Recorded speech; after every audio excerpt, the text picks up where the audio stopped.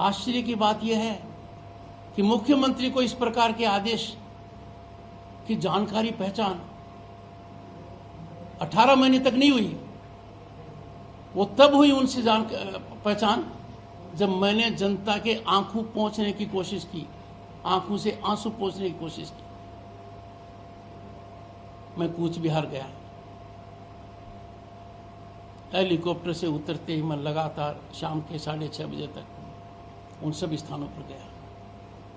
मेरा आंकलन गलत था। जो स्थिति मैंने सोची थी उससे ज्यादा भयानक थी, ज्यादा भयावह था। आप समझ सकते हैं राज्यपाल पर क्या बीती होगी जब एक बच्ची कहती है हमने तो झंडा भी लगा लिया फिर भी राहत नहीं मिली, वो फिर आएंगे, आप आ गए तो निश्चित रूप से आएंगे। एक वृद्ध महिला के आंसू नहीं रुक रहे थे। उन्होंने कहा पोती की शादी के लिए जो इकट्ठा किया था सब लूट ले गए। लोगों के घर किस तरीके से बर्बाद हुए हैं, व्यापारी संस्थानों का क्या हाल किया गया है। जो सामान थे बेपरवाह होकर लूट कर ले गए, जो बचा उसको डिस्ट्रॉय कर गए। ये सब एक ही कारण से किया गया। इसका कारण है दुनिया के सबसे बड़े प्रजातंत्र में आपने इतनी बड़ी हिमाकत क्यों कर ली कि अपनी मर्जी से वोट दे रहे हो। आपने हमारे खिलाफ वोट क्यों दिया। क्या प्रजातंत्र में वोट देने की सजा मौत है। क्या प्रजातंत्र में अपने हिसाब से विवेकपूर्ण तरीके से मतदान करना बलात्कार इनवाइट करेगा, आर्सन इनवाइट करेगा, लूट इनवाइट करेगा। ये व्यवस्था गलत है। इस प्रकार के हालात बिल्कुल नहीं होने चाहिए। इस प्रकार के हालात संकेत देते हैं कि भारत के संविधान के अनुरूप कार्य नहीं हो रहा है। प्रजातांत्रिक मूल्यों पर कुठाराघात हो रहा है। We are getting away from rule of law and order. इसकी शुरुआत चुनाव के दौरान दुर्भाग्यपूर्ण तरीके से ममता बनर्जी ने की, जब उन्होंने पहली बार जनता को चेतावनी दी सेंट्रल फोर्सेस कब तक रहेंगी, उनके जाने के बाद कौन बचाएगा, हम देख लेंगे। मुझे उनसे इस प्रकार की उम्मीद नहीं थी। वो अनुभवी नेता हैं, राजनीतिक क्षेत्र में काम करती हैं। इस प्रकार का अमर्यादित और उत्तेजित वातावरण पैदा करना उनको शोभा नहीं देता। पर वो यहीं नहीं रुकी, उन्होंने तुरंत किया और ये कहा कि सेंट्रल फोर्सेस का विरोध करने के लिए, उनको इंसाइट करने के लिए अपने कार्यकर्ता और महिलाओं को उकसाया, कहा यूटेंसिल्स लेकर घर के बाहर आ जाइए, उनका विरोध कीजिए।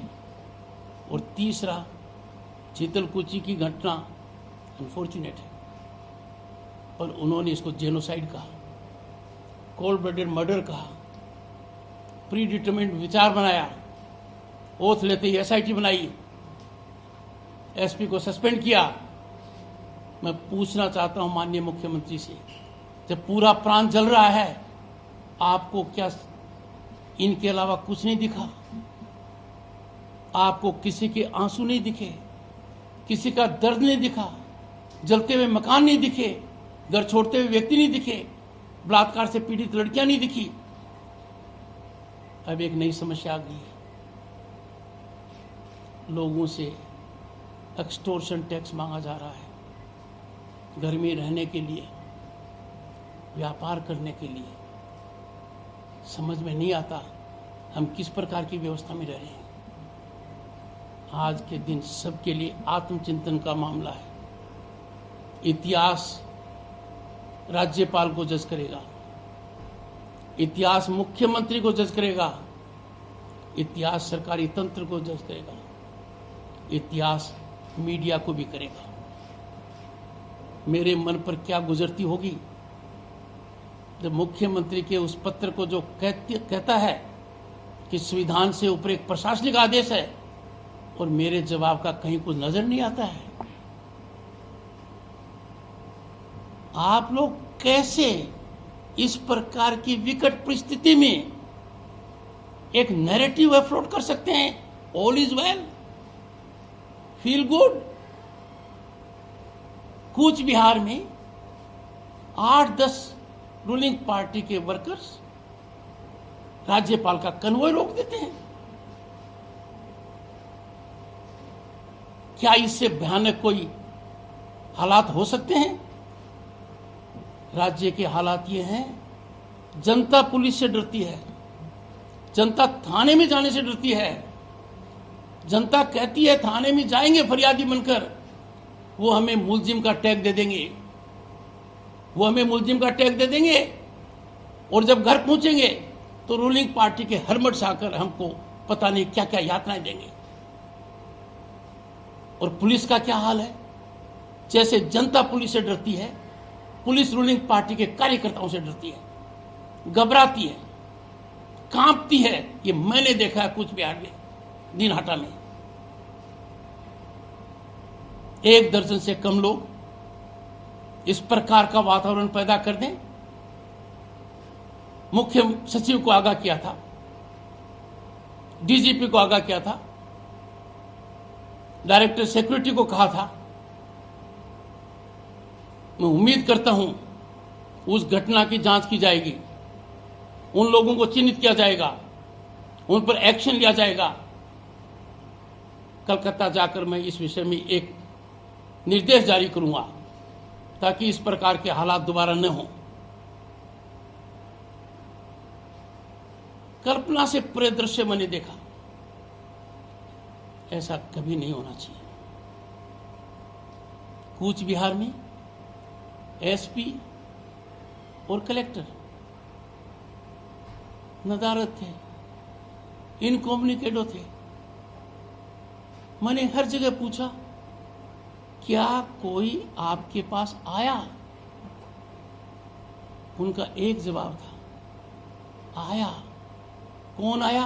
वही लोग आए जिन्होंने आतंक फैलाया, वही लोग आए हमें फिर पीड़ा देने के लिए।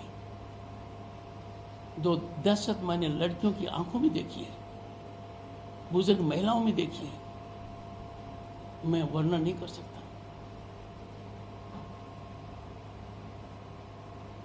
संजीदगी का परिचय देते हुए दुखी मन से मैं आप लोगों को कह रहा हूं, जो कुछ मैंने देखा वो बताने से किसी का भला नहीं होगा। मैं सकारात्मक रवैया अपनाना चाहता हूं, मैं कंस्ट्रक्टिव रोल प्ले करना चाहता हूं। मैं चाहता हूं ऐसी विकट घड़ी में जहां चुनौती प्रजातांत्रिक व्यवस्था को है, संविधान को दरकिनार दिया जा रहा है, हम सबको मिलकर एकाग्रता से करना चाहिए। जब मैं रणपंगली गया आज सुबह, हेलीकॉप्टर टेक ऑफ नहीं कर पाया तो मैं बाई रोड गया। वहां का दृश्य देखकर मैं दंग रह गया।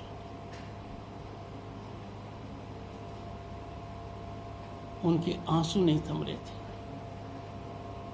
वो कह रहे थे हमें मार देंगे हम वापस आएंगे तो, हमारी सुरक्षा कौन करेगा? हमें वो नहीं छोड़ेंगे। अब तो उनको पता लग गया कि कौन कौन यहां आए हैं, तो चुन चुन कर मारेंगे। क्या ये डेमोक्रेसी है? क्या ये सिविल सोसाइटी है? देश और प्रांत की मानव अधिकार संस्थाएं जो अखबारों की सुर्खियां लूटने में कसर बाकी नहीं रखती हैं, कहां है वो? उनके कान पर चूं क्यों नहीं रेंग रही है?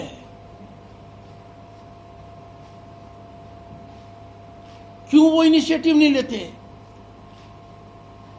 किनको प्रताड़ित किया जा रहा है बंगाल में, ये आप सब जानते हैं। कौन प्रताड़ित कर रहा है? किन लोगों को कानून को अपने हाथ में लेने की इजाजत दे रखी है? ये किसी से छिपा हुआ नहीं है, ये ओपन सीक्रेट है। मैंने उन लोगों को हौसला दिया है, आप वापस आइए, I will take the bullet on my chest. मैं मुख्यमंत्री से चर्चा करूंगा, सकारात्मक रवैये से चर्चा करूंगा। उनको मैंडेट मिला है, उनको कन्फ्रंटेशन छोड़ना चाहिए, उनको अपना गियर बदलना चाहिए। टकराव टकराव टकराव, आखिर ये टकराव कब तक है? ये टकराव किससे? भारत के संविधान से, फेडरल स्ट्रक्चर से, राज्यपाल से, केंद्र सरकार से, इलेक्शन कमीशन से, सेंट्रल फोर्सेस से। ये हो क्या रहा है? रणपगली के अंदर प्रोटोकॉल के तहत स्पेशल डायरेक्टर जनरल पुलिस थे, वहां के कमिश्नर थे, वहां के कलेक्टर थे, वहां के एसपी थे, और जिस प्रांत में मैं राज्यपाल हूं वहां वो नदारत है। यह संकेत देता है कि इंडियन एडमिनिस्ट्रेटिव सर्विस और इंडियन पुलिस सर्विस के जो अधिकारी यहां पर हैं उनको आत्मचिंतन करना चाहिए। इतिहास कभी उनको माफ नहीं करेगा। वो राजनीतिक कठपुतली बन गई हैं, वो राजनीतिक कार्यकर्ता बन गए हैं। उनका अपराध बहुत भयानक है। उनकी रीढ़ की हड्डी कमजोर हो गई है। जिसको स्टील फ्रेम कहा जाता था उसके उन्होंने जंग लगा दिया है, और जनता इसका खामियाजा भुगत रही है। मेरे कानों में ये बातें आ रही हैं, कई जगह से आ रही हैं कि सेकेंड वेव और आने वाली है। वो इससे ज्यादा भयानक होगी, आतंक की, लोगों को प्रताड़ित करने की। मैं काफी परेशानी में हूं। कारण पूरे प्रांत में मुख्यमंत्री ने, उनका अधिकार है, उनको ये करना चाहिए था चुनाव प्रचार। मुझे उस पर कोई टिक्का टिप्पणी नहीं करनी है, पर अपनी चोट के बावजूद उन्होंने प्रचार किया। आई सल्यूट है। पर चोट ठीक होने के बाद प्रांत के हर कोने में बलात्कार, हत्या, आर्सन, लूट, लोगों का घर छोड़ना, लोगों पर अत्याचार होना, एक पार्टी के कैंडिडेट के ऊपर आक्रमण, बूथ के ऊपर आक्रमण, महिला और बच्चों ने क्या क्या बर्दाश्त नहीं किया है, कितनी बार बर्दाश्त नहीं किया है। क्या वो कहीं गई? क्या एक आंसू बहाया? क्या किसी को भेजा? क्या कंपेंसेशन का सोचा? क्या रिहेबिलिटेशन का रास्ता अपनाया? मुझे कुछ नजर नहीं आया। ये ठीक नहीं है। ये बहुत गलत दिशा में हम जा रहे हैं। और सबसे पहले तो मुझसे शिकायत है। ऐसी परिस्थिति को मैं कैसे बर्दाश्त कर सकता हूं? तभी मैं निकला वहां से। मैं आपसे भी हाथ जोड़कर विनती करता हूं, आप प्रजातंत्र के फोर्थ पिलर हैं। क्या आपको ये सब कुछ दिखाई नहीं देता? आप उन स्पोर्ट्स पर क्यों नहीं जाते? उन लड़कियों से पूछो जिनको दूसरी बार बुलाने का डर लग रहा है, क्योंकि पहली बार क्या हुआ है। उनसे पूछो जिनका घर कैसे उजड़ा है, मैं देख रहा हूं। उनकी अर्थव्यवस्था को बर्बाद किया है। कोई व्यापार कर रहा था, सब कुछ तोड़ा है। लाखों की बर्बादी की है एक एक घर में। उनका गैस चूल्हा ले गए हैं, खाने का सामान ले गए हैं, और यहां तक हालात कर दिए हैं कि जहां जहां मैं गया वहां वहां एक बात कही उन्होंने, अब हमें कौन बचाएगा। इसका नजारा मैंने दिनहाटा में देख लिया। 10 से कम लोग, यदि अगर राज्य के राज्यपाल की गाड़ी को रोक सकते हैं तो आम आदमी की तो क्या औकात है। आम आदमी के कोई मानवाधिकार नहीं है, कोई फंडामेंटल राइट नहीं है। आप भी जगिए, अपना कर्तव्य कीजिए। I take some questions. Sir, जैसे कि आपने बताया कि खड़े होकर बताइए। जैसे कि आपने बताया कि दिनांका में ऐसा स्थिति है, असम में बहुत सारे लोग वहाँ पे उठे हुए हैं, तो finally what is the outcome? क्या हम लोग किसी की तरफ जा रहे हैं? आपका ऑब्जर्वेशन क्या है? अपने कहाँ जा रहे हैं इस विषय को एक बार छोड़ दीजिए। आपसे गुजारिश करता हूँ, क्या मीडिया वहाँ गया? जिन लोगों ने अपना घर छोड़कर दूसरे प्रांत के अंदर रहे, गया? नहीं गया। क्यों नहीं गया? मुझे उस दिन का डर लगता है जिस दिन मीडिया डर जाएगा। वो दिन आज मेरे सामने है। जहां भी गया मैंने पूछा कोई पत्रकार आया क्या? कल नहीं आया। हम कहां जा रहे हैं? आदमी घर क्यों छोड़ता है? पश्चिम बंगाल में आज के दिन हजारों लोग अपना घर छोड़कर पश्चिम बंगाल में दूसरे का शरण ले रखी है, कुछ दूसरे प्रांत में गए। वो तब छोड़ता है जब वो इस कंक्लूजन पर पहुंचता है, मैं यहां जिंदा नहीं रह सकता। यह कंक्लूजन पर पूछता है कि प्रशासन मेरी जिंदगी नहीं बचाएगा, व्यवस्था मेरी मदद नहीं करेगी, तो जान बचाने के लिए वो भगता है। और जान बचाने के लिए दूसरे प्रांत में शरण ले, इससे ज्यादा शर्म की बात सरकार के लिए और मेरे लिए कुछ नहीं हो सकती। मैं मेरा सर झुकाता हूं इस बात को लेकर कि मैं प्रथम सेवक हूं, पर आप भी मेरे साथ दोषी हैं। मेरे साथ तो कुछ पत्रकार गए, आप कहीं क्यों नहीं गए? कौन सा ऐसा डर है जो आपको रोक रखा है? हमने देश में देखा है, एक प्रांत से जब कुछ लोग प्रांत छोड़कर गए, आज तक हमारे दिल पर वो चोट है। मैं नहीं चाहता ऐसी पुनरावृत्ति पश्चिम बंगाल में हो, तब मैंने वो निर्णय किया है।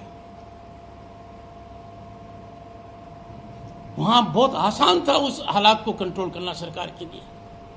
Compensation, rehabilitation and area domination करते, कुछ नहीं किया। सरकार ने कुछ नहीं किया, आपने भी कुछ नहीं किया। एक एक का इंटरव्यू लेते ना तो आपको पता लगता कि क्या हो रहा है। घर में मौत हो गई,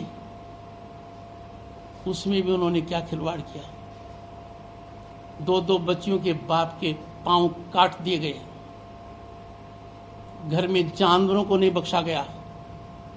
मैं भावनाओं को उत्तेजित नहीं करना चाहता, काटा गया। आपकी चुप्पी और मेरा इनएक्शन, हम लोगों को दंड मिलना चाहिए,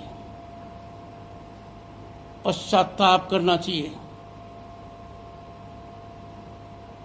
हम इतिहास के उस मोड़ के ऊपर खड़े हैं आज के दिन, जब हम चुप हैं और संविधान को तिलांजलि दी जा रही है। क्या ये ओपन सीक्रेट नहीं है कि विक्टिम कौन है और क्राइम करने वाले कौन हैं? क्या आपके मन में कोई शंका है इस बारे में? क्या आपको नहीं पता कि पुलिस कुछ लोगों के खिलाफ मुकदमा दर्ज करने की औकात नहीं रखती है? यहां पर चाहे वो राज्यपाल की गाड़ी कोई रोक दें।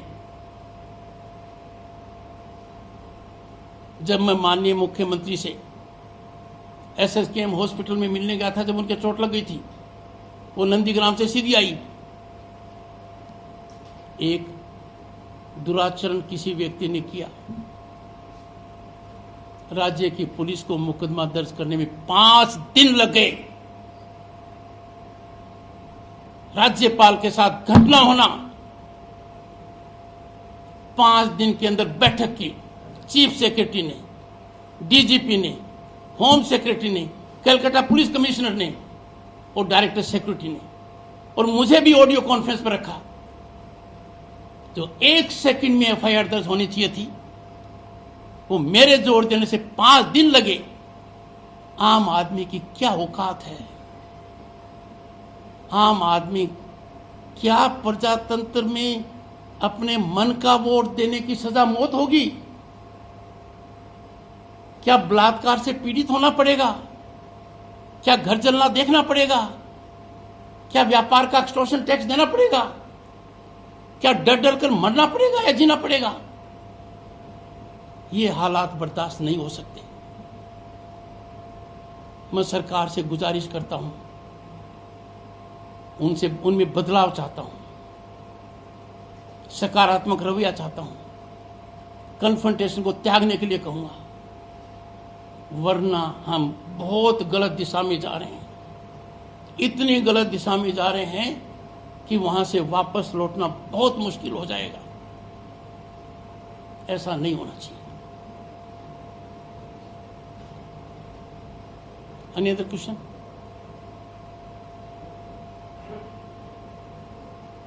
बंगाल में जो कानून व्यवस्था की जो परिस्थिति है, क्या राष्ट्रपति शासन की ओर धकेल रही है बंगाल को? आप बताइए, लगना चाहिए कि नहीं लगना चाहिए?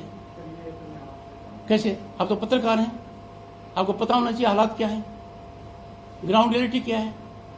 आपने कुछ रिपोर्ट किया आज तक? जो कुछ मैंने कहा है, या तो मुझे कहिए कि राज्यपाल महोदय, आपने जो स्थिति का आकलन किया है, भयानक स्थिति का वर्णन किया है, ये गलत है। मैं सही कहता हूं तो आपको नजर क्यों नहीं आया? हर नागरिक का कर्तव्य है मेरे भाई। मैं आपके प्रश्न को ऑब्जेक्ट नहीं करता, आपका प्रश्न लाजमी है। मेरा जो दायित्व है वो टक्कर टकराव का नहीं है। मैं न किसी से टकराव चाहता, न किसी को टक्कर देना चाहता। मैं सुधार चाहता हूं, मैं संविधान के प्रति आस्था चाहता हूं। मैं चाहता हूं सब मिलजुल कर काम करें। देश के सामने बड़ी समस्या कोविड की, प्रांत के सामने कोविड और पोस्ट पोल वायलेंस की समस्या है। इसमें नेगेटिविटी को त्याग दीजिए। जो लोग नेगेटिविटी फैलाते हैं वो भारत की संस्कृति का अनादर कर रहे हैं। ये पॉजिटिविटी से, एकाग्रता से, सहभागिता से, सबको साथ लेकर लड़ने की बात है। जहां तक मेरे को क्या करना है उसकी सार्वजनिक चर्चा मेरे भाई हो नहीं सकती, होनी भी नहीं चाहिए। सर, yesterday जब गए तो जनता में टीएमसी का रिएक्शन था कि वो सिर्फ बीजेपी के घर में जा रहा है, वाई नॉट जो लोग टीएमसी से हैं उनके घर क्यों नहीं जा रहा? ये कलकत्ता के जो टीएमसी के लोग कह रहे हैं। कुछ टीएमसी के एमपी का रिएक्शन हम लोगों ने देखा, शायद आप भी देखा होगा टीवी में। ये आपका बहुत अच्छा प्रश्न है। उन्होंने मेरे से 2 प्रश्न पूछे हैं, मैं ट्विटर पर देखता हूँ। पहला तो स्थानीय सांसद मेरे साथ क्यों थे, ये प्रश्न पूछा। मेरे साथ क्यों गए? मैं आपको बताना चाहता हूँ, सांसद की कोई पार्टी नहीं होती है। जैसे ममता बनर्जी सिर्फ टीएमसी की मुख्यमंत्री नहीं है, वो पश्चिम बंगाल की मुख्यमंत्री है। और यही तो मेरा उनसे आग्रह है, कोई क्राइम करे या कोई विक्टिम हो, आप दोनों की मुख्यमंत्री हैं। क्राइम करने वाले को प्रताड़ित कीजिए, विक्टिम को मलहम लगाइए। इसी तरीके से सांसद किसी पार्टी का नहीं है। यदि आप लोकसभा की डिबेट्स देखेंगे, जहाँ 30 साल पहले मैं सांसद था, पार्लियामेंट्री अफेयर्स मिनिस्टर था, वहाँ जब सांसद बोलता है लोकसभा में तो उसकी कॉन्स्टिट्यूंसी का नाम आता है, उसकी पार्टी का नाम नहीं आता है। पर मैं आपकी जानकारी के लिए बताता हूँ, कूच बिहार सांसद निशित प्रणामिक मेरे साथ गए, वो स्थानीय सांसद हैं। पर चुनाव के दौरान जब मॉडल कोड ऑफ कंडक्ट भी लगा होता है, जब कूच बिहार में ही टीएमसी की संसद सदस्य नुसरत जी रुकी हुई थी और वो वहां से उसी दौरान सिलीगुड़ी आ रही थी, जब ये मुझे जानकारी मिली तो मैंने मेरे एडीसी को कहा कि माननीय संसद सदस्य हेलीकॉप्टर में मेरे साथ सिलीगुड़ी तक जा सकती है। ये मैंने उनको मैसेज कराया, क्योंकि संसद सदस्य या किसी प्रतिनिधि की मैं पार्टी नहीं देखता। रही दूसरी बात, आप मुझे बता दीजिए, मैं गया था पोस्ट पोल रेट्रीब्यूटिव वायलेंस अफेक्टेड एरियाज को देखने, आपको कोई नजर आया? आपकी जानकारी में कहीं भी नजर आए, मैं आगे भी प्रांत में जाऊंगा, मैं सभी से आग्रह करूंगा, मुझे बताइए। मैं न टीएमसी देखता, न बीजेपी देखता, न कांग्रेस देखता, न कम्युनिस्ट देखता। मैं देखता हूं आगजनी कहां हुई है, बलात्कार कहां हुआ है, हत्या कहां हुई है, डर कहां है, एक्सटॉर्शन टैक्स कौन ले रहा है, मैं वहां देखता हूं। यदि अगर आपको कोई ऐसा मिले कि टीएमसी के यहां कोई पोस्ट पोल वंडालिज्म हुआ है, मुझे बताइए। मैं उसी दृष्टि से गया था। Last question for you from you. TMC की तरफ से कल एक रिएक्शन आया, उन्होंने कहा कि मोदी एंड कंपनी हार गए हैं, ये मोदी का हार है, इसीलिए आपको दुख हो रहा है, इसीलिए आप वहां पे जा रहे हैं, जैसे कि टीएमसी के एमपीज ने कहा। सबसे पहले कहीं मिल जाए तो मुझे बताना। निर्विवाद रूप से हम संकट में हैं, भयानक स्थिति में हैं, उभरने की कोशिश कर रहे हैं, रोज उसमें बढ़ोतरी हो रही है। मैंने सरकार से पूछा, आप लोग नहीं पूछते। 7 अप्रैल 2020 को राज्य सरकार को केंद्र सरकार ने ऑक्सीजन प्लांट्स के लिए सहायता दी। मेरे ट्विटर पर वो चिट्ठी है। कुछ क्यों नहीं लगा? यहां का मीडिया नैरेटिव फ्लोट करता है, मुख्यमंत्री चिट्ठी लिखती हैं, वो हेडलाइन है। उन्होंने एक भयावह स्थिति कर दी, राज्य के बाहर ऑक्सीजन क्यों जा रही है। मैंने हेल्थ सेक्रेटरी, चीफ सेक्रेटरी को बुलाया, क्या गई है? बोला हमें नहीं पता। चिट्ठी क्यों लिखी? हम बोला हमें नहीं पता। ये प्रेस विज्ञप्ति जारी क्यों की गई? बोला हमें नहीं पता। और ऑफिशियल डिनायल आया, जो आप लोग 11वें पेज के ऊपर एक छोटी कॉलम में छापते हैं। मेहरबानी करके आज सोने से पहले 5 मिनट सोचिए कि क्या पत्रकार की हैसियत से मैं कुछ और भी कर सकता था जिससे मेरा नाम पत्रकारिता में उजागर होता, या मेरे न करने से क्या कुछ नहीं हो रहा है। Any other question? कोविड का ध्यान दीजिए, संकट में अपराध। जो कुछ मैंने कहा है, it is not directed to individuals, it is directed to a block known as media. क्योंकि मैं जानता हूं जो आप लोग यहां पर हैं, वो हर एक मेरे से ज्यादा अंदर से रो रहा है, मेरे से ज्यादा परेशान है, मेरे से ज्यादा पीड़ित है। और मैं ये भी जानता हूं आपके हाथ पांव बंधे हुए हैं। थोड़ा रस्सियां खोलिए, आगे बढ़िए। ये मेरी लगातार बढ़ते जा रहा है, लेकिन बंगाल गवर्नमेंट का जो रोल निभा रहा है बंगाल गवर्नमेंट, वो क्या ठीक है? नहीं, प्रश्न को स्पष्ट कीजिए। कोविड का कारण से, कंटिन्यू कोविड का कारण से एक्टिव पेशेंट का संख्या बढ़ते जा रहा है, रेगुलर बढ़ रहा है, चिंता का विषय है। चिंता का विषय है। बंगाल गवर्नमेंट का रोल प्ले कर रहा है अभी का टाइम पे, वो क्या सही है? देखिए, एक तो मैं आपको बता दूं, कोविड की लड़ाई में कोई भी नहीं चाहता कि कोविड बढ़े। कोई व्यक्ति हो, कोई परिवार का सदस्य हो, या सरकार हो, केंद्र हो, राज्य हो। यह मानना कि राज्य सरकार जो करना है वो नहीं कर रही, ऐसा मैं नहीं मानता। पर ये जो आपसी टकराव है, घर में भी यदि अगर लोग एक समस्या या आग बुझाने के लिए एक दूसरे को डांटते रहेंगे कि तू बाल्टी क्यों नहीं लाया, तूने नल क्यों नहीं खोला, तो फिर वो आग बढ़ती जाएगी।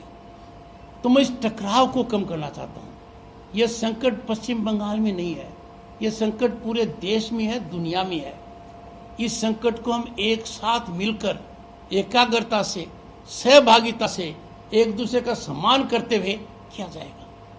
यदि अगर एक रोटी है और 5 लोग हैं, एक खाएगा तो गड़बड़ होगी, 3 खाएंगे तो भी गड़बड़ होगी, पर 5 लोग आपस में बांट कर खाएंगे तो उसको इक्विटेबल कहा जाएगा।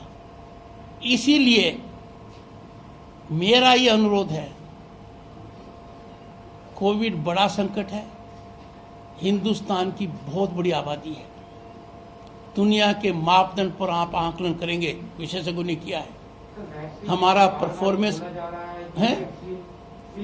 उन राज्यों को मिल रहा है जहां बीजेपी अपना सरकार बनाया हुआ है, इधर बीजेपी सरकार अपना नहीं बनाया। मुख्यमंत्री ने खुद कहा था कि बीजेपी इधर सरकार बना नहीं पाए, इसीलिए कोविड का वैक्सीन कम भेज रहा है बंगाल। ऐसा सुनिए, आप उनसे पूछिए कितना भेजा है, पूछिए, और दूसरे को कितना भेजा है पूछिए। मैं बताता हूं, मैं बताना नहीं चाहता था। जिस तरीके से पोस्ट पोल वायलेंस के ऊपर शब्द मेरे यहां आते हुए रुक गए, वरना बहुत भयावह स्थिति हो जाती। मैं आपको असलियत का वर्णन करता तो आप लोग सब यहां से रोते हुए निकलते और अपने को धिक्कारते हुए निकलते। उसी तरीके से मैं बताता हूं। मैंने चीफ सेक्रेटरी और हेल्थ सेक्रेटरी को कहा कि आप कहते हैं आपके पास वैक्सीन नहीं है, तो क्या मुझे आप कुछ डाटा देंगे? उन्होंने एक डाटा दिया और लिखित में दिया, और उन्होंने कहा कि हम रोजाना 3 लाख वैक्सीन लगा सकते हैं। वो मैंने अलग रख दिया। एक दिन बाद मैंने उनसे पूछा, क्या मुझे ये बताइए कि आपने वैक्सीन दैनिक आधार पर पिछले 7 दिन में कितने लगाए? जो दावा करते थे 3 लाख का, वो 58,000 निकला। पर आप लोगों ने उसको छापा नहीं। फिर मैंने पूछा, क्या कोई दिन ऐसा निकला जिस दिन आपके पास वैक्सीन नहीं रहा? आप समझ रहे हो मेरी बात है कि क्या कोई दिन ऐसा निकला जिस दिन आपके पास वैक्सीन नहीं रहा? ऐसा दिन नहीं निकला। नंबर 1। नंबर 2, हम देश को ऐसे नहीं बांट सकते। जहां जितनी ज्यादा समस्या है, यदि अगर पश्चिम बंगाल में समस्या ज्यादा गंभीर होगी तो पश्चिम बंगाल को उत्तर प्रदेश से ज्यादा मिलेगा। इसका मापदंड बदनीयती से नहीं किया जाता है, इसका मापदंड, ये लास्ट है। So you are saying the central government is providing adequate vaccines to the state government. It is not mandatory कि whether it is a BJP ruled state or TMC ruled state or some. मैंने ये नहीं कहा। मैंने ये कहा कि 3 स्थितियां, राज्य सरकार ने कहा हम 3 लाख वैक्सीन रोज लगा सकते हैं। जब उनसे पूछा तो अधिकांश दिनों के अंदर 50-60 हज़ार लगाए उन्होंने। दूसरा पूछा, क्या कोई दिन ऐसा निकला कि आपके पास वैक्सीन नहीं रहा? कोई दिन नहीं निकला। ये भी पूछा, आज के दिन क्या वैक्सीन? आप खुद सोचिए ना, मैं विवाद क्यों करते हैं? ये खुद बताइए, आपको ऐसा कोई दिन लगा जिस दिन वैक्सीन यहाँ नहीं मिला? सर बहुत दिन मिला। People are standing on the line. Forget that. I am saying people परेशानी में है, पीपल को दिक्कत है। मैं उससे अलग नहीं बढ़ रहा हूं। मैं कह रहा हूं, क्या सरकार ने यह कहा कि आज मेरे पास वैक्सीन नहीं है? लोग लाइन में खड़े हैं, वैक्सीन नहीं मिल रहा, ठीक है, समस्या है और बहुत बड़ी चिंता है।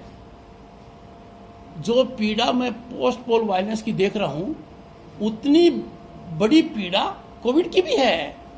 जिसने अपना खोया है वो कैसे भूल सकता है? मैं मानता हूं, पर मैं जो कह रहा हूं उस बात से अलग मत भटके। क्या कोई दिन ऐसा निकला आज तक कि सरकार के पास केंद्र का वैक्सीन नहीं रहा? ये प्रश्न पूछिए। बेड्स की कमी है। डाइवर्ट मत कीजिए पहले वैक्सीन पर।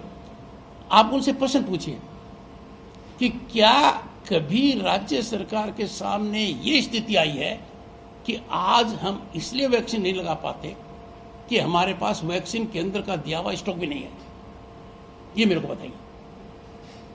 दूसरा, ऐसी स्थिति राष्ट्र के अंदर नहीं होनी चाहिए, पर व्यवस्था में हो भी सकती है, क्योंकि एक राष्ट्र है, इतनी बड़ी समस्या से हम लड़ रहे हैं। तो मेरी बात को थोड़ा सा नजरअंदाज मत कीजिए। आप दोनों विषय पर विज्ञप्ति पर मत जाइए, डर पर भी मत जाइए, कुछ इन्वेस्टिगेटिव जर्नलिज्म कीजिए। मैं तो कहते कहते थक गया, पर आप लोगों ने कुछ नहीं किया। पेंडेमिक परचेज 2000 करोड़ थी ना, किसने कमेटी बैठाई? मुख्यमंत्री ने। क्या कहकर कमेटी बैठाई कि अनियमितता हुई है? किन किन लोगों ने लूट की उसमें? जो कुछ भी धंधा करता था उसकी भागीदारी होगी। आपको रिपोर्ट मिली? वो आपने मांगी वो रिपोर्ट? क्या रिपोर्ट के दर्शन किए आपने? क्या किसी भी पत्रकार ने किए? यदि अगर मुख्यमंत्री 2000 पेंडेमिक स्कैम के अंदर खुद एक जांच कराते हैं कि भारी अनियमितताएं हुई है, मैंने मुद्दा उठाया ट्विटर पर, कई बार उठाया कि ये कैसा न्याय है? जिन पर जांच होनी चाहिए उनको जांचकर्ता बना दिया। पर सब छोड़िए, क्या आपको वो रिपोर्ट मिली? क्या आपने मांगी? सुरक्षा को खतरे में मत डालिए, सोचकर मांगिए।